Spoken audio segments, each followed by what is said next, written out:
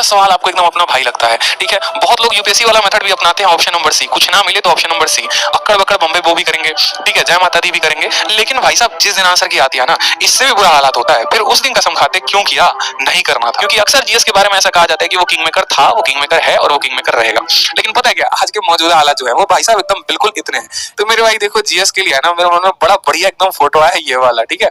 GS की बात करोगे ना, तो पहले पहले क्या होता था कि बड़ा जो पूछा जाता ना सवाल, एकदम सिलेबस से पूछा जाता था, टू द पॉइंट, अगर हम बिल्कुल बात कर सके तो टू द पॉइंट होता था। पॉलिटी के 2 क्वेश्चन, हिस्ट्री के 2 क्वेश्चन, बायोलॉजी के 2 क्वेश्चन, ठीक है। और बड़े आसानी से 5 से 8 मिनट के अंदर पेपर को आपने रफा दफा कर दिया, बड़े आसानी से, प्यार से एकदम 5 मिनट में पेपर खत्म, 8 मिनट पेपर खत्म।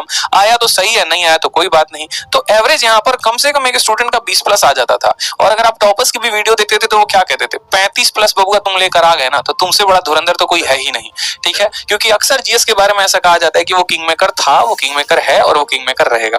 लेकिन पता है क्या, आज के मौजूदा हालात जो है वो भाई साहब एकदम बिल्कुल इतने हैं। मतलब मैं ज्यादा बयान करना ही नहीं चाहता, मैं ऐसे लिखकर बयान नहीं करना चाहता। अब का हालात ऐसा है ना कि जैसे आपने मूवी देखी है गजनी में आमिर खान की, एग्जैक्टली हवाल ऐसा है। ये कहां से सवाल पूछ दिया, ससुरा समझे में नहीं आता है, ठीक है। कितना भी पढ़ लो, पूरा का पूरा यहाँ पॉलिटी के लिए बच्चा लक्ष्मीकांत तक खत्म करके बैठा, हिस्ट्री के लिए स्पेक्ट्रम खत्म करके बैठ गया, एसएससी छोड़ो यूपीएससी का सिलेबस रट के बैठा हुआ है, और फिर भी पेपर देने जा रहा है तो सोच रहा है यार ये क्वेश्चन कहां से पूछ दिया। पर्सनली मैं ऐसे कई सारे बच्चों को जानता हूँ, ठीक है, जो यूपीएससी की तैयारी करते हैं और एसएससी का जीएस का जो क्वेश्चन पूछा जा रहा है ना, उनके पल्ले नहीं पड़ रहा। यहाँ तक सिर्फ ये एसएससी में खेल नहीं चल रहा है, टाटा कंसल्टेंसी सर्विस जहां जहां पर पेपर करवा रही है, जैसे एनटीपीसी का आप फेज 2 देख लीजिए, वहां पर भी क्वेश्चन ऐसा पूछा गया ना, पल्ले ही नहीं पड़ रहा मेरे भाई। पढ़कर कितना भी जाओ, कुछ भी पता नहीं आ रहा है। तो इसमें मेरा आपको जो सजेशन रहेगा ना, वो बस मेरे भाई सॉल्यूशन बस इतना ही रहेगा। देखो, 2 बातों पे फोकस करना। पहला बात, सॉल्यूशन इसका क्या है, तो तुक्के नहीं मारने। पता चला जीएस का सवाल देख के एकदम ऐसा आ गया, तुक्का वाला टाइम आ गया भैया, एकदम जय माता दी करेंगे, नहीं करना। मैं फिर से कह रहा हूं, तुक्के नहीं मारने, ठीक है। एक हमारे भाई साहब हैं, बता दे रहा हूं मैं आपको, 21 अटेम्प्ट करके आए हैं जीएस में और उनका मात्र 3 सवाल सही है। अब सोचिए 18 सवाल गलत है, ठीक है। जो आता जाता पेपर था ना, उसकी भी बैंड बज रखी है। 18 सवाल गलत होने का मतलब 9 नंबर आपके तो ऐसे ही चले गए, और 3 सवाल सही होने थे मतलब 6 नंबर आए। तो सोचिए, जो मार्क्स आपके प्लस में आने थे ना, उसके चलते आपके मार्क्स नेगेटिव में आ गए। तो इससे बढ़िया तो कुछ अटेम्प्ट ही नहीं करते, कम से कम मार्क्स तो नेगेटिव में नहीं जाते ना।